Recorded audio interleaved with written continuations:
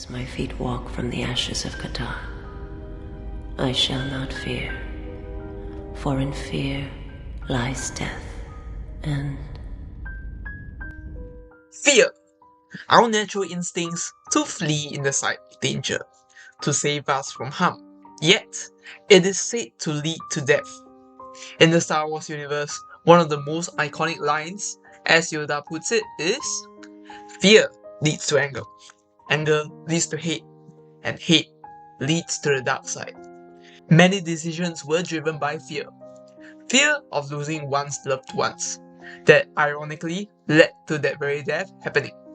Anakin, fearing the loss of Padme, led to the series of unfortunate events in ROTS that shaped the main Star Wars timeline as we know it. Ironic, isn't it?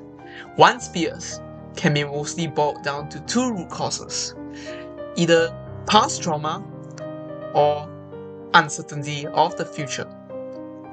Anakin feared losing Padme because he saw his own mother die in his arms years earlier, and he was unable to do anything about it, which drove him into the dark arts to search for immortality.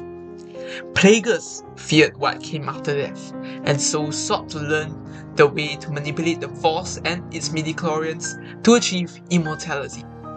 Either way, fear is a powerful emotion. It can either drive you to paralysis or drive you to do things of great lengths. Yet, more often than not, I think most of us, we would choose to let it paralyze us. It can still be a driving force for major decisions, but then the question is, how much of it will be fully rational? Would it be a hindrance or a help? As KOTOR fans love to quote, apathy is death. The inaction that is caused by fear is essentially death. What is life worth living if we were to do nothing? Why do we walk the earth aimlessly just to go back to dust? A life paralyzed by fear is no life living at all. But even if that fear does drive action, it is ultimately still living out of avoidance of the unknown to avoid a certain circumstance, which is more of a passive thing rather than chasing toward a goal, a dream, or a finish line.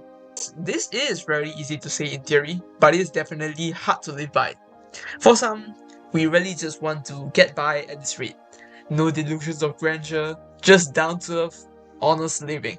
A simple and respectable goal that perhaps an experience or two might shake the foundations of this stable life.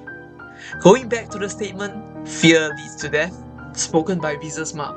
Her traumatizing experience, watching an entire colony of people being wiped out from existence, to feel nothingness, to an experience of liveliness using her deepest connections with the Force that few could ever imagine.